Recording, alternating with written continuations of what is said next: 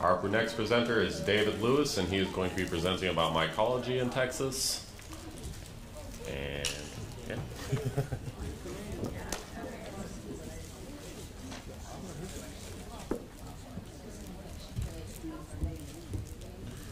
Can you hear me okay? Oh, great. Okay. Well, thank you. Is Peter Luce here? Oh, good. I can talk bad about him. He's the one that put me up to this. He drafted me. And you can't tell Peter no. So let me see if this works. Okay. First of all, this is a quote from Underwood, who was a prominent mycologist back in the 1880s, 1890s. He did a lot of work in Alabama, Mississippi.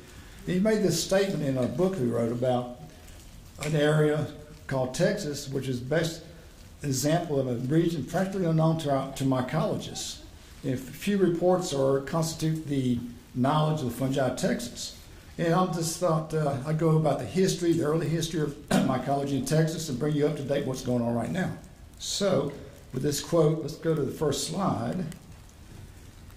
Okay, so we have three characters. There's some of the first botanist mycologists that studied it. One was Charles Wright, who was a prominent botanist.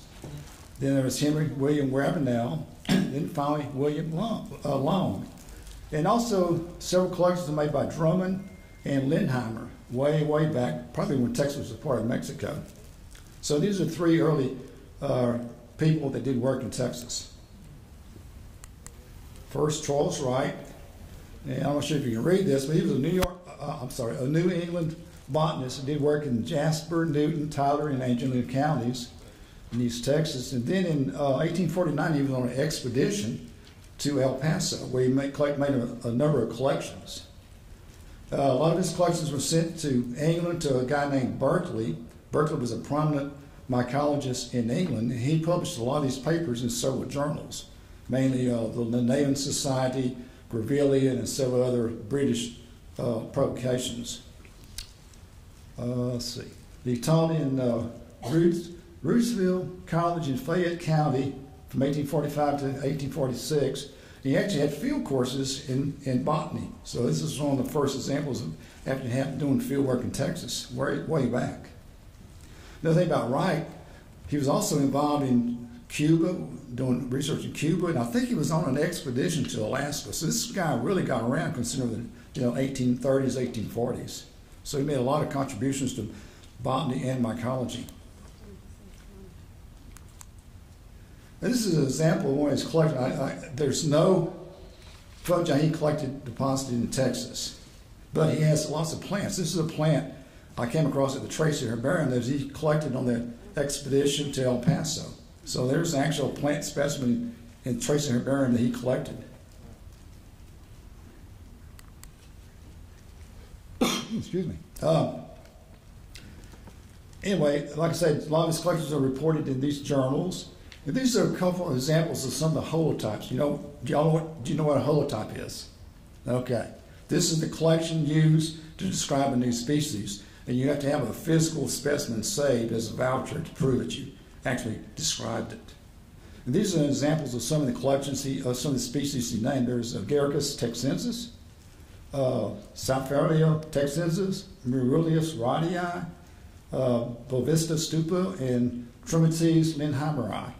If you notice, all these types are at Q, and so pay attention to that. This gentleman was Ravenel. He was a South Carolina mycologist and botanist, did a lot of work in the Carolinas. He came to Texas in 1869 to study Texas tick fever. They thought the causative agent was a fungus. Couldn't find out, I think it was a bacterial virus. But nonetheless, he came to Texas for about 6 weeks, basically in the Houston to Galveston area. And he made a number of collections there. And 25 new species resulted from his work for 6 weeks in Texas. So you can see this is a really rich area for fungi, going way back. Now, as I mentioned, a lot of their collections are deposited at the Kew Botanical Garden. And this is one of the premier botanical societies in the world. And I had the privilege last year to go to Kew. I actually got to go there. The gentleman on the left is a guy named Lee Davies. He's a curator. And the gentleman on the right is Henry Becker, who's a mycologist that works on a certain genus of mushrooms. A little bit more about Henry later. But I was really lucky to go there and actually look at some of the types. One of those types is one called Scleroderma texensis. As far as I can tell, this was the first fungus collected in Texas. And the date of the publication is 1845. But this is collected by Drummond, and Drummond died in 1835. So apparently he must have collected this thing to 1835. So this is probably the earliest species found in Texas. And I was real fortunate. This is the holotype for Nacogdoches texas. Doesn't look like very much because it's, it's 150, 160 years old.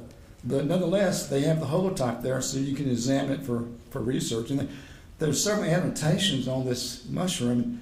They weren't quite sure where to put it. So I think we're not really sure what it's supposed to be. But nonetheless, this is one of the holotypes that is deposited at Kew. And according to my friend there, he says there's probably 300 collections of Texas fungi at the Kew Botanical Garden. So this is, a fertile field for future research. Now, the next gentleman was William Long. Long was a Texas-born and educated mycologist. He studied at the University of Texas. He studied mostly the Gastromycetes, polypores, and the rust fungi. And his first publication was on the occurrence of fungi in the Austin, Texas area in 1900. Later on, in a series of publications, he published 18 papers dealing with the Gastromycetes of the western and central United States, mainly Texas, New Mexico, and Arizona. He did a lot of work around Denton. If you look at some of his types, a lot of his types are from the Denton, Texas area, made in the early 1900s. And these are some of the species he studied. There's one more interesting was Dictobi texensis, which is a stinkhorn. We have Gastroides texensis, Longia texensis, and so on. These all gives you an indication there's a lot of new material here that's been discovered. He also named 9 species of rust fungi, which is a whole nother lecture. Okay, let's move up a little bit to the 1950s. I think a lot of us here remember the 1960s anyway. There's several people. There was Harry Tiers. There was Joe Restivo, which actually studied here at SFA. He studied the fungi of the SFA experimental forest. Then there was Castro Mendoza in the hill country. Then my studies in the Big Thicket. And a gentleman named Bill Sabula who did studies in the Big Thicket. And then we had the Texas Mycological Society, which existed from 1977 to 2008. Oops. There we go. Okay, well, a little bit about Harry. Harry was a prominent mycologist in California. He actually was born and raised in Texas, went to Texas A&M, and worked there from the 50s to the 60s.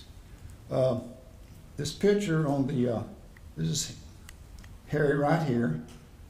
And the gentleman to the right is Bill Sabula, who also did work in Texas. Bill was a friend and mentor of mine. He described several new species from southern Mississippi.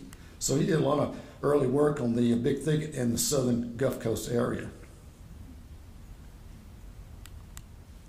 Anyway, Harry's thesis was the Garricaceae of the Pine Belt and adjacent areas in central Texas. Basically, it was an area from College Station all the way over to Jasper, Texas. Basically, he went along 190 and collected mushrooms along that highway.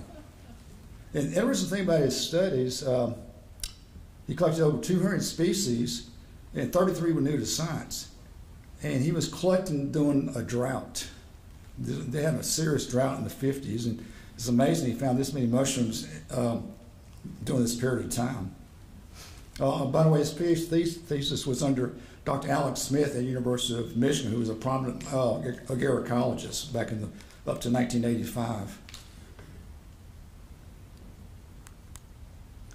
And this is an example of some of the holotypes that he found. You can just look at the names and see the areas he collected. Let's see, we got Walker County, Huntsville, Navasota, College Station, Richards, Cold Springs, and Wellborn. Anyway, this is just an example of some of the taxa he did describe as new. And all these were being published back in the 50s after he found them. Now, in 1977, the Texas Mycological Society was organized by Cynthia Rogers and Raymond Lawrence. They were, Cynthia was a teacher down at Houston Baptist College, and Raymond, if I remember correctly, was a Episcopal minister. So he has organized the society in 1977. We started having forays into the Big Thicket area. Excuse me.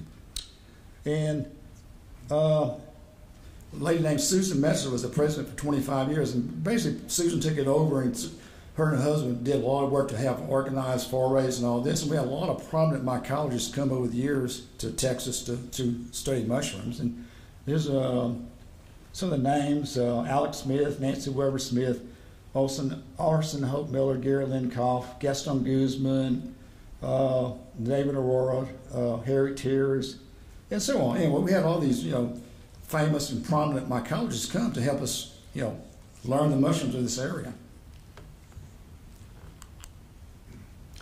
And then let's go up to 1990 and beyond, because after 1990, I think interest started, mushrooming. So we started getting more people interested and more people coming down. Just a few examples. Of course, Susan and Van came up with they published the first book on Texas mushrooms in 1992. And then there was a gentleman down in one of the colleges in Houston that published one on the Kingwood Forest. And then in 2000, we had the NAMA foray, the North American Mycological Association foray in Beaumont, where we went to the Big Thicket and brought specimens in, and we collected over 250 species at this foray. Let's see. Let me go ahead and go past this, because I have individual slides by each one. Okay, where's Susan and Van? They did a lot of work in the Big Thicket, taking photographs. They'd call me up and say, Dave, we're going to be in the Big Thicket. Can you meet us? I said, of course. So they would come over to Saratoga, and we'd go down to the Lance Rozier unit, and they take photographs. And a lot of these photographs in their book were taken in that general area. I think they had over, 250 species in the book. And by the way, the photograph, I'm sorry, hold on. The photograph on the book cover is made by Joe Liggio. So Joe was a great photographer of mushrooms also, so a lot of his photographs are in this book. Then, year 2000, we were asked, my late wife, Patricia, and I were asked to do the NAMA foray in Beaumont. This is the big event. So we put it together, and we had about 130 people come down, and naturally we knew all the specialists, so we invited all the specialists to come down to identify mushrooms. And I think we found about 250, 260 species. A lot of them were quite rare, so people were really excited to find all these rare species. Then, y'all remember Hurricane Rita? Yeah, well, it was pretty devastating. We had a tree on our house from that, and it did a lot of devastation in the Big Thicket area. Well, one of the resource managers, Curtis Hoagland, wanted to bring a bunch of taxonomists together to, what do we have in the Big Thicket? Because, the insects, the small stuff hasn't really been studied. They want to see what it was doing to the environment. So we started these ATBIs, which is an all-taxon biodiversity inventory. We did this from 2006 to 2017. Basically, we had 2 mushroom walks a year in the Big Thicket. We'd have people come, sometimes 20 people, sometimes 30. One time we had 75 people, which is a handful. But the great thing, you get these many people in the woods, you find a lot of material. Because by myself, I can only do so much, but you get 25 people, they cover a lot of territory. So consequently, we got a lot of interesting material in, which I'll talk about in a minute. Let's see. Okay, the next one. Okay, one of the things I've been lucky, I've managed to make contacts with a lot of world authorities. One of the main ones I've known, and he's been to the Texas many times, is Bart Buick, who is a Belgian mycologist, but he works as a curator in the cryptogamic herbarium at the Museum of Natural History in Paris. And he and I have been working together since, since about 2000. But he's made, like I said, many trips to the Gulf Coast and Texas, and because of his efforts, we have a lot of new taxa, which I'll go into in just a minute. And basically his expertise is russulas and chanterelles. Another prominent mycologist was a lady named Larissa Vasileva, who was a Russian scientist and mycologist. She was, let me think, she was financed for 3 trips to the Big Thicket, where we paid her way over here. She didn't drive, so consequently we had to drive her around. And she was only about 4'11", and she could outwalk anybody. I mean, I'd drop her off. She says, I'm gonna go this trail, meet me down here. I said, okay. So I go back to the headquarters and look at the map and say, oh my God, the trail's 7 miles long.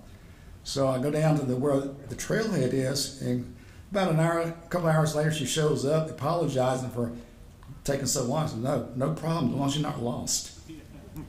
But anyway, she did a lot of interest on Perennomycetes, which basically are these little black crusts you find on logs.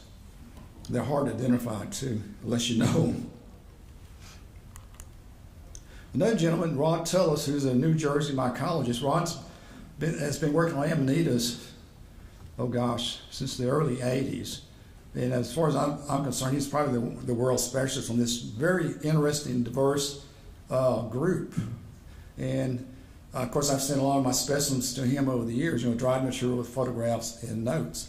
And so far, he has a checklist of the amanitas of the Gulf Coast, Texas, and Louisiana, basically. And we have at least potentially 35 new species on his list. They just have numbers or provisional names, because a lot of times you only have one collection, and you really need multiple collections to make sure you have a new species. But anyway, this just gives you an idea about what's not known.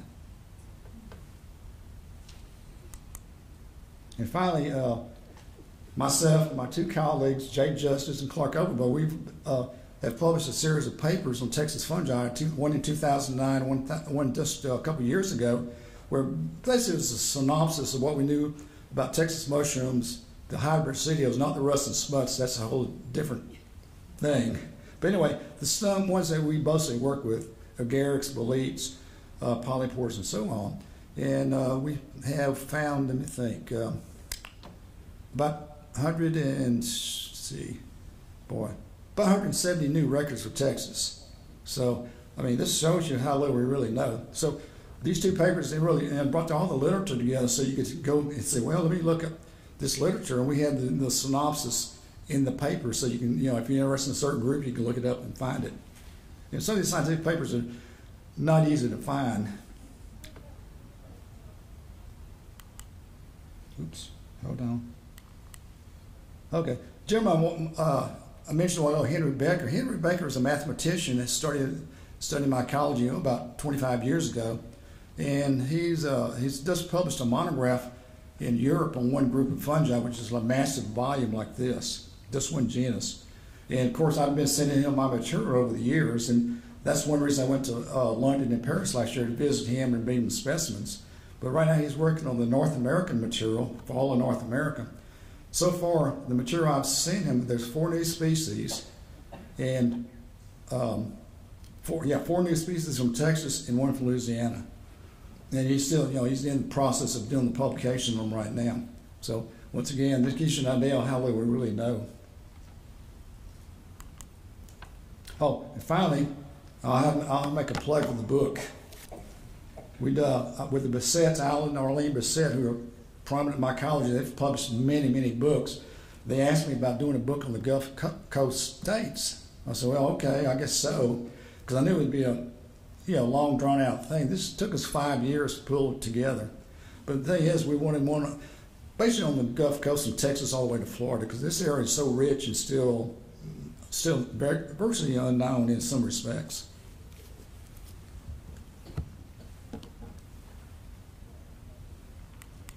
Okay.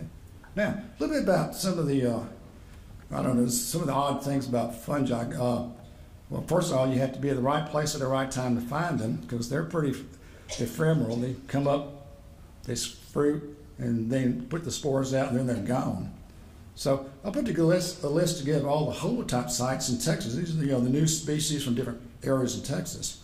If you notice, most of these, of course, East Texas, because this is where the water is. Then we have some outliers. Yeah, I don't think you can see this one very good. That little county up, that's Eastland County. There's 9 holotypes there. You thought, what the world, why is there 9 new species in this one county? I mean, it's a question I asked too. Here's the species from Eastland County, Texas. And you see there's a trend, right? Alex Smith, A.H. Smith, who was a prominent agroecologist in Michigan. So what is Alex doing with Texas mushrooms? Well, I found I've got the story from his daughter some years ago. Apparently her grandfather, Alex's father, was down in that area doing some kind of work, I'm not sure what. And he was sending Alex specimens from Eastland County. And eventually they got published. And so we got all these unusual species in this one county in sort of central west Texas. Yeah, usually you'll find out when you have a location of a mycologist where a mycologist lives, there's a pretty good area that's really well known by the mushrooms in that one area. Okay, let's see. Oh yeah, new species. These are some of the new species we've published since 1990, myself and my colleagues. And I think there's 18 new agarics. Actually, there's 2 more we need to add to the list since I did this. Most of these you'll notice they're published by Bart Buick, because he's, like I said, he works on chanterelles and russulas. And when he came here, he started finding all this new stuff. And with the DNA technology, he started really looking at them real critically. So we have like 6 new chanterelles from Texas in the last 15 years. And one of them, by the way, is on my property in East Texas. Excuse me. Now, the Ascos, which of course are a different following entirely, it starts with they're different than the Basidios. These are the ones mostly described by Larissa Vasileva from Russia, and which I think is about 11 or 12 new species. And actually she found a new genus also, which is kind of interesting, found a new genus. So once again, this gives you an indication of the rich biodiversity in this area. Okay, colored picture. I got some pretty pictures too. Okay, a few of the species we've described. This is one called Mycology texensis. It was new to science. We published it in 2007. It was found on a mushroom walk in the Big Thicket, on one of my mushroom walks. Somebody brought it in, and we thought it was something else. And I sent it to Ron Peterson, who's an expert on this. He did a monograph, and so it's new species, so let's name it texensis. And interesting enough, it seems to be all along the Gulf Coast, and its nearest relative, interestingly enough, is down in South America, based on the DNA or whatever. So, and when unfortunate, whoever collected this didn't put their name on the slip, so we don't know who collected it. So if you want to get your name in the literature, make sure you fill out your slips when you collect things. Another one, Russell texensis. This is the only, let me back up. This is collected on my property in East Texas in Newton County. Bart, we found it, I think in 2006, and he did, took it back to Paris, did all this work, and it's new. And this was the only specimen known right here, this photograph. And a couple of years ago, actually, I found another collection, which I thought was it. So I did the microscopy, and it pretty well fit this. So when I went to Paris, I took the specimen and had Bart confirm. So now we have 2 collections of it. But this shows you how, ephemeral these things are. You just don't know. Now, chanterelles, we have, like I say, 6 new species of chanterelles in East Texas. One of them is one called Cantharellus texensis, sort of the cinnabar color. There's one called cinnabarinus, which is what we thought everything was. Well, of course, you look at the DNA, you look at the spores, nope, it's different. So this is actually collected in the Lance Rosen unit in the Big Thicket. This is the holotype location in the Big Thicket. So once again, sometimes it gets down to DNA and looking at spores. Another one, Gomphlus ludovicianus. This is one we collected actually in Louisiana. There's collections in Texas. We were out on a foray. It was raining, it was cold, sleet, and what do? We found a new species of mushroom. So sometimes, the conditions, you just got to get out there and do it. But we were fortunate. Ron Peterson, who's one of the authorities, he had written a monograph on Gomphothus back in the 70s, so he knew the genus well. So he goes back to Tennessee, does the work. Well, guess what, boys? It's a new species, so what do we name it? And reluctantly, I said, well, the holotype's in Louisiana, so what do you call it? Gomphothus ludovicianus. Although we have collections in Texas, but they're not the holotypes. So usually, if you have a location, you put where you found it, like Texas would be Texensis or Louisiana ludovicianus or whatever. Anyway, this is really pretty mushroom. It's got these really pretty lavender colors. Now, just this year, we published a new species. Now, how many of y'all know about Geraldine Watson? Okay, Geraldine was a good friend of mine. She was a prominent botanist, environmentalist, conservationist, did a lot of work in the Big Thicket. And she has her own private preserve in East Texas where I usually do mushroom walks. So we kept finding this kind of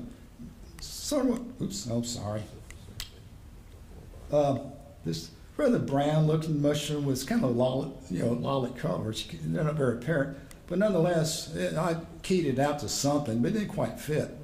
So I sent it to a specialist that I know at another university.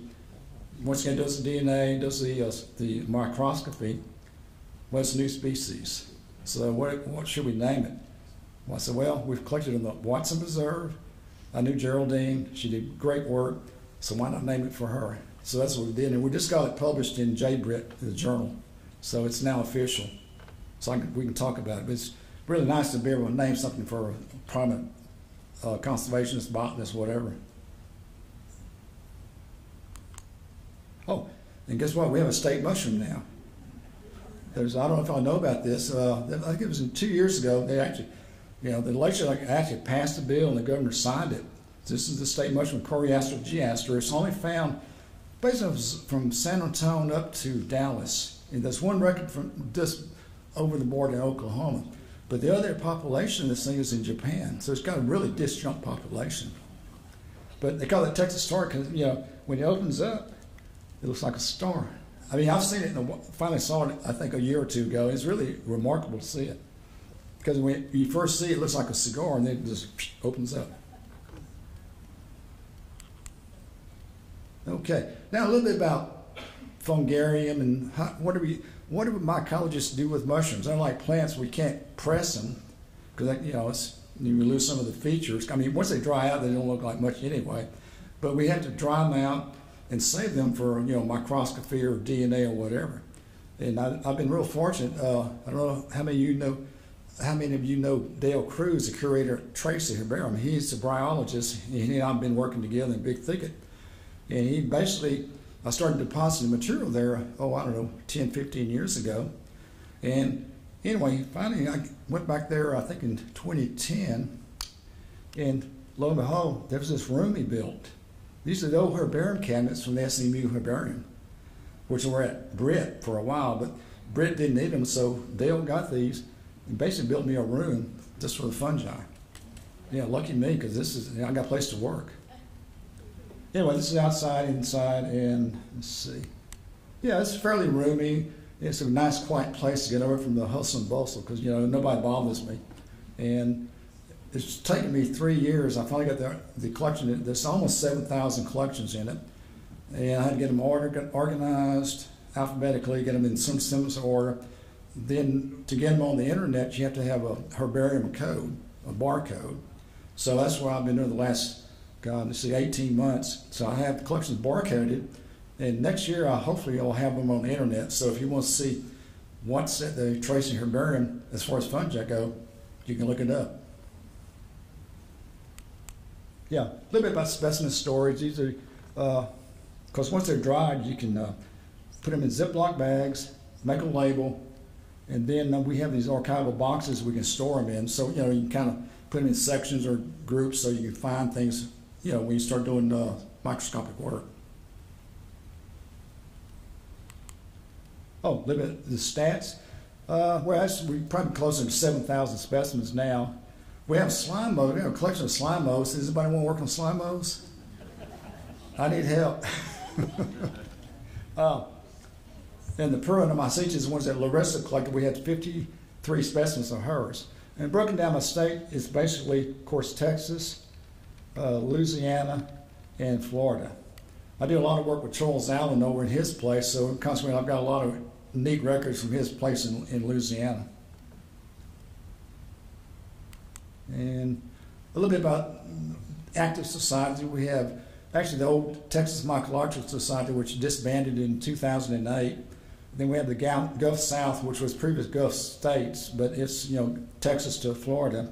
Then there's a group in Austin, the Central Texas Mycological Society, and then the North Texas Society, which is out of Denton, Dallas area. So there's a lot of really more interest going in mycology for many reasons, not just the hallucinogenic ones like most people think. Oh, a few useful guides.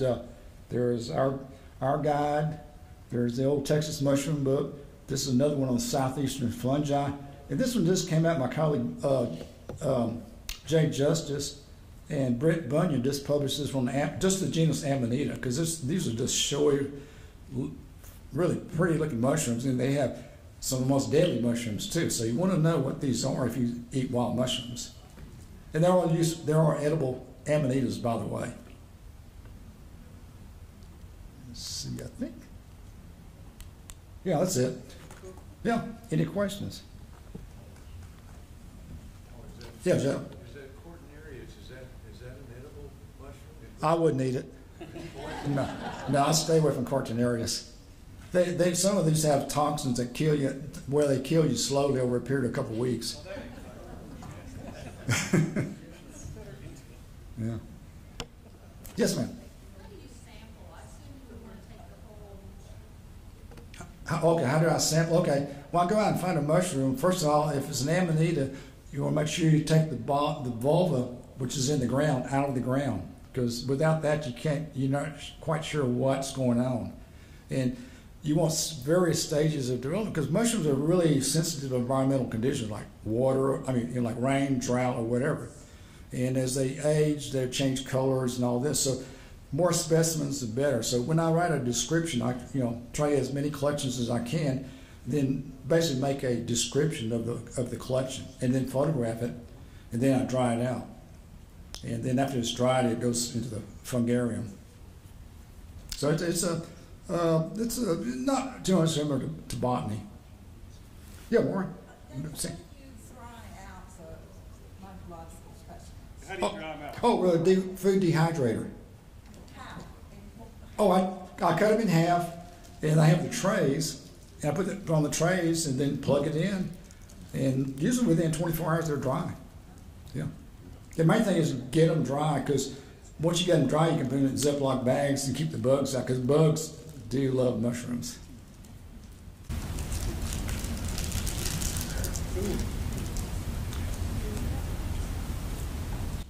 Y'all don't know about magic mushrooms, do you?